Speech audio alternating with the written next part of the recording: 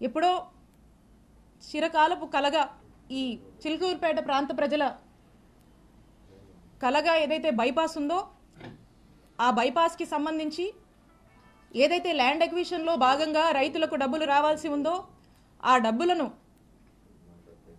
ప్రభుత్వం ఏదైతే వాటా చెల్లించాల్సి ఉందో ఆ వాటాని కూడా జగనన్న ప్రభుత్వం ఆ రైతులకు చెల్లించి కోవిడ్ టైంలో అనేక ఇబ్బందుల వల్ల ఈ ప్రాజెక్టు కాస్త ఆగిపోయి వెనకబడి ఉంటే కూడా వాళ్ళందరినీ పిలిచి ఆ కాంట్రాక్టర్ని పిలిచి వాళ్ళకు మోటివేషన్ ఇచ్చి వాళ్ళకు ప్రభుత్వం వైపు నుంచి కావాల్సినటువంటి సపోర్టు పూర్తిగా ఇచ్చి రాత్రింబగలు వాళ్ళు పనులు కంప్లీట్ చేసి శరవేగంగా పనులు పూర్తి చేసి బైపాస్ని అందుబాటులోకి తీసుకురావడానికి ఎంత కృషి చేశాము. ఈరోజు చూస్తే ఎక్కడి నుంచో చెన్నై నుంచి కడప నుంచి వచ్చిపోయే వాళ్ళందరూ కూడా ఈరోజు ఎంత కమ్యూట్ బాగుందని చెప్పి హర్షించేటువంటి పరిస్థితి. ఈరోజు ప్రతి ఒక్కరు కూడా యాక్సిడెంట్లు తగ్గి సంతోషంగా ఉన్నటువంటి పరిస్థితి. అలాగే చిలకలూరుపేట పట్టణ ప్రాంతానికి సంబంధించి అమృత్ పథకం చివరి దశలో ఉంది. ఆ చివరి దశలో ఆ కొన్ని పనులు జరిగితే ఆ ప్రాజెక్ట్ కంప్లీట్ అయిపోతుంది. దాని మీద దృష్టి పెట్టండి. లేదు, మీ దృష్టి దీని మీద లేదు.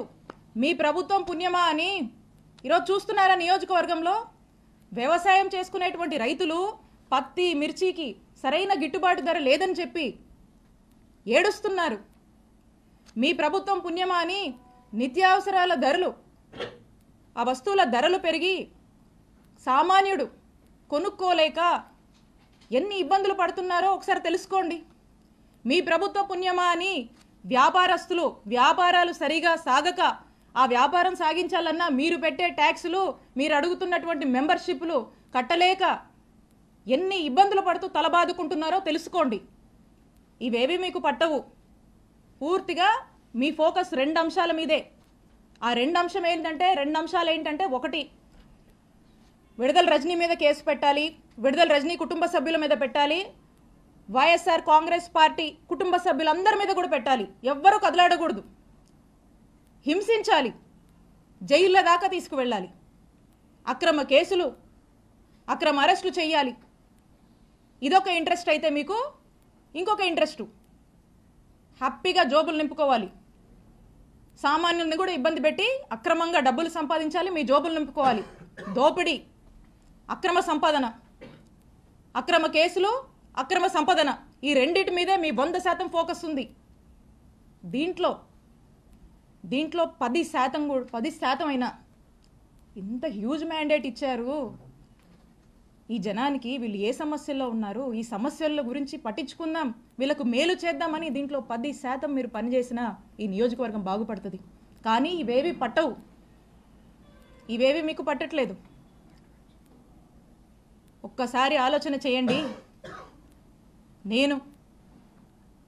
మేము అధికారంలో ఉన్నప్పుడు, నేను ఎమ్మెల్యేగా ఉన్నప్పుడు, నేను మంత్రిగా ఉన్నప్పుడు ఒక్కసారి 2014 నుంచి 2019 వరకు మీరు చేసినటువంటి అక్రమాలు, ఇల్లీగల్ యాక్టివిటీస్, మీరు చేసినటువంటి స్కాములు, మీరు చేసినటువంటి పాపాలు ఇవన్నీ ఏంటా అని ఇక్కడున్నటువంటి ఒక సామాన్య జర్నలిస్టు మిమ్మల్ని ప్రశ్నిస్తే, జర్నలిస్టు మర్డర్ల దాకా కూడా మీరు చేసినటువంటి పాపాల గురించి నేను ఒక్కరోజు ఆలోచించుంటే ఏమైండేవాళ్ళు పుల్లారావు గారు? మీరు ఏమైండేవాళ్ళు? ఒక్కసారి ఆత్మవిమర్శ చేసుకోండి. నా మీద పెట్టిస్తారా కేసులు? మా నాయకుల్ని వేధిస్తారా? వైఎస్ఆర్ కాంగ్రెస్ పార్టీని గొంతు నొక్కేస్తారా ఇక్కడ మీరు? ఇవేమి సాగవు, ఇవేమి కుదరవు. ఈరోజు మీరు చేస్తుంది ఏందా అంటే ఇలాంటివన్నీ ప్రోత్సహిస్తూ వాట్ నాట్ ఈరోజు నియోజకవర్గంలో వాట్ నాట్ జరుగుతుందండి. ఈరోజు ప్యాకెట్ నడుస్తుంది, గ్రానైటు, గ్రావెలు, సెటిల్మెంట్లు, అక్రమాలు, ఇల్లీగల్గా ఎలా డబ్బులు సంపాదించాలి, బార్ షాప్లు, బెల్ట్ షాప్లు, ఇలా చెప్పుకుంటూ పోతే చాలా ఉన్నాయి. సరే, జనం ఆశపడో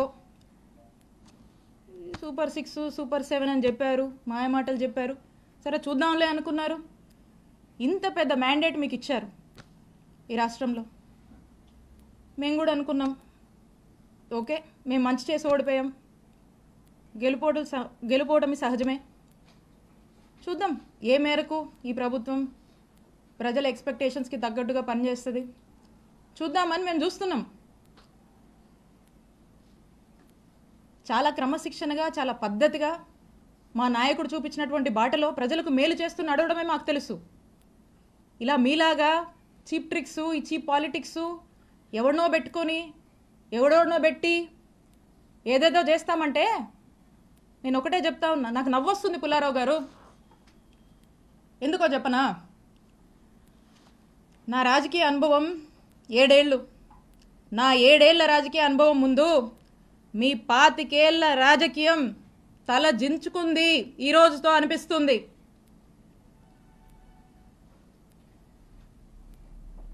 అక్రమ కేసులు కడతారా, అక్రమ కేసులు పెడతారా, భయపెట్టాలని చూస్తారా? మీరు నన్ను కానీ మా కుటుంబ సభ్యుల్ని కానీ మా నియోజకవర్గ ప్రజల్ని కానీ అండ్ ఎస్పెషలీ మా వైఎస్ఆర్ కాంగ్రెస్ పార్టీ నాయకుల్ని కార్యకర్తల్ని వైఎస్ఆర్ కాంగ్రెస్ పార్టీ కుటుంబ సభ్యులు ఇక్కడ ఉన్న వాళ్ళందరినీ కూడా కుటుంబ సభ్యులందరినీ కూడా బెదిరించి భయపడి అక్రమ కేసులు పెట్టి అక్రమ అరెస్టులు చేస్తే ఎవ్వరం భయపడం. మీరు పెట్టిన ప్రతిసారి ఇంకా బలంగా ఎదుర్కొంటాం, ఇంకా బలంగా నిలబడతాం, ముందుకు వెళ్తాం. మీరు అనుకుంటున్నారేమో ఇంకో 4 ఏళ్ళు కదా అంటే వింటున్నాం లాలీలు చెప్తుంటే ఇంకో 4 ఏళ్ళు కదా హ్యాపీగా వీలైనంత అవకాశం ఉన్నంత వరకు దోపిడీ చేసి ఇల్లీగల్ పనులన్నీ చేసి జోబులు నింపుకొని ఓ బ్యాగ్ నుండి సంపాదించుకొని రిటైర్ అయిపోదాం అనుకుంటున్నట్టున్నారు. ఇప్పటి నుంచి మొదలుపెట్టినా నేను ఇంకో 30 నుంచి 40 సంవత్సరాలు రాజకీయాలు ఇక్కడే చేస్తాను. గుర్తుపెట్టుకోండి, 30 నుంచి 40 సంవత్సరాలు ఆ దేవుడు చల్లగా చూస్తే మీరెక్కడున్నా ఏ ఊళ్ళో దాక్కున్నా మిమ్మల్ని లాక్కొచ్చేది ఖాయం. వడ్డీతో సహా విత్ ఇంట్రెస్ట్ నీకు తిరిగిస్తాం.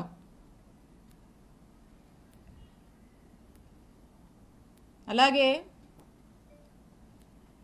కొంతమంది ఈయనను చూసుకొని అధికారులను చూసుకొని అర్జెంటుగా కయ్యానికి కాలు దూకుందామని చెప్పి వార్డుల్లో గ్రామాల్లో మా వైఎస్ఆర్ కాంగ్రెస్ పార్టీకి సంబంధించినటువంటి యాక్టివిస్టులు నాయకులు కావచ్చు కార్యకర్తల మీద కావచ్చు ఏదో కాలు దూకి ముందుకొచ్చి పిచ్చి కట్టుకథలల్లి కేసులు పెడదాము గొడవలు పెట్టుకుందామని ముందుకు దూకుతున్నారేమో. మీ ఎవ్వరిని మర్చిపోను, అందుకే చెప్తున్నా ఆయనకి మీకు మీ ఎవ్వరిని వదిలిపెట్టం. మీ సంగతి తేల్చి రాజకీయం చేసుకుంటామని తెలియజేస్తున్నా. And officers, I have lot of respect for all of you. అధికారులందరి మీద నాకు అపారమైనటువంటి రెస్పెక్ట్ ఉంది. మీరు ప్రజలకు అవసరం వచ్చే పనులు చేయండి, ప్రజలకు 4 మంచి పనులు చేయండి, ప్రజలకు అండగా ఉండండి, ప్రజలు మిమ్మల్ని గుర్తించేలా మీ పరిపాలనని కొనసాగించండి. ఇలాంటి అక్రమాలు చేసేటువంటి వాళ్ళకి ఇలాంటి అవినీతి పనులకు మీరు అండగా ఉండొద్దు. కొంతమంది ఉన్నారు బాగా అత్యుత్సాహానికి పోతూ ఇట్లాంటి పనులు చేస్తూ ఉన్నారు. నేను చెప్తున్నా, ఇలా అత్యుత్సాహంతో ఏ ఆఫీసర్ అయినా ఇష్టం వచ్చినట్టు చేస్తూ ముందుకు వెళ్తున్నాడా, I'm telling you will face severe consequences in the future. You are going to face severe consequences. నేను హెచ్చరిస్తున్నా అత్యుత్సాహం చూపించేటువంటి ఆఫీసర్లని, మరింత అత్యుత్సాహం చూపిస్తున్నటువంటి కొంతమంది టీడీపీ వాళ్ళని, ఇక్కడున్నటువంటి ఎమ్మెల్యే పుల్లారావు గారిని.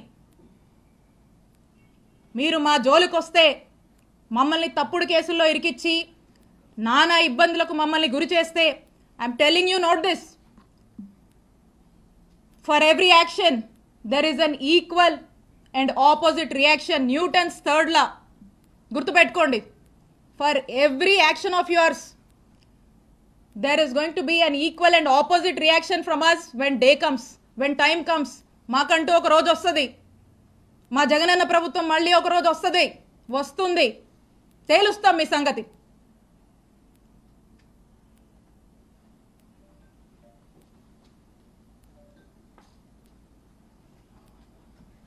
మేడం, మీరు కంప్లైంట్ ఇచ్చినట్టున్నారు మీరు కూడా కంప్లైంట్ డీజీపీ అది ఏమైంది మేడం? చూస్తున్నారు కదన్నా, నేను ఒక కంప్లైంట్ ఇచ్చి దాదాపు 4 నెలలు అయింది. ఈ 4 months నుంచి చూస్తున్నా దాని మీద నో స్టేటస్. వాళ్ళకి దాని మీద ధ్యాస ఉంటాయి కదా. అప్పుడెప్పుడో 2019లో అంట అది జరిగిన దాని మీద ఇప్పుడు కేసులు కడుతున్నారు. అది జరిగినట్టు మ్యానిపులేట్ చేసి కేసులు కడుతున్నారు. ఇప్పుడు మేము ఇస్తే ఆ కంప్లైంట్లు పట్టవంట వాళ్ళకి. సో ఖచ్చితంగా దీని మీద నేను పోరాడతాను, దీన్ని వదిలిపెట్టను. తొందరలో దీన్ని నేను ముందుకు వెళ్ళి న్యాయస్థానాన్ని కూడా నేను ఆశ్రయిస్తాను. మేడం గ్రావెల్ వ్యవహారం ఏదో ఉందని స్కామ్ ఏదో చేశారని చెప్తున్నారు, ఆరోపణ వస్తుంది. ఏదన్నా గ్రావెల్ కి సంబంధించి ఏది? క్రషర్స్ కి ఓ సంబంధించి రైట్. ఇప్పుడు మాట్లాడుకున్నాం కదా ఒక కట్టుకథ గురించి. ఇప్పుడు ఇలాంటి కట్టుకథే ఆ క్రషర్కి సంబంధించి కూడా. దీని స్క్రీన్ ప్లే, డైరెక్షను, ప్రొడక్షను ఇదంతా ఎవరో ఏంటో దీని మీద మళ్ళీ స్పెసిఫిక్గా సమయం వచ్చినప్పుడు మాట్లాడి క్లియర్గా చెప్తా. ఇది కూడా ఇలాంటి ఒక కట్టుకథే. ఎప్పుడు ప్రజల్లో డిఫేమ్ చేయాలి, పదే పదే హ్యూమిలియేట్ చేయాలి, భయపెట్టాలి, ఇబ్బంది పెట్టాలి, అల్లరి చేయాలి, అవాస్తవాల్ని వాస్తవాలుగా చూపించేటువంటి ఒక ప్రయత్నంలో భాగంగానే ఇది కూడా ఒక నెరేటివ్ బిల్డ్ చేశారు. దీని గురించి కూడా ఖచ్చితంగా సమయం వచ్చినప్పుడు నేను మాట్లాడతా. నేను ఒకటే చెప్తా ఉన్నా, నేను ఎమ్మెల్యేగా పనిచేశా, నేను మంత్రిగా పనిచేశా, నేను దేనికైనా ఏ ఛాలెంజ్కైనా సిద్ధమే. నేను ఏ రోజు ఏ తప్పు చెయ్యలా. నన్ను డైరెక్ట్గా ఎదుర్కోలేక, ఒక బీసీ మహిళగా నన్ను డైరెక్ట్గా ఎదుర్కోలేక, ఒక మహిళ అని కూడా చూడకుండా ఇబ్బంది పెట్టాలి అని ఇబ్బందికి పెట్టేటువంటి ఒక ప్రయత్నంలో భాగంగా ఇదంతా జరుగుతుంది. సో కాబట్టి ఖచ్చితంగా దీని గురించి సమయం వచ్చినప్పుడు మాట్లాడతా. నేను ఏ తప్పు చేయలేదు. మీరు ఏం ఎంక్వైరీలు వేసుకుంటారో వేసుకోండి, ఏమన్నా చేసుకోండి. నేను భయపడను, నేను తప్పు చేయలేదు.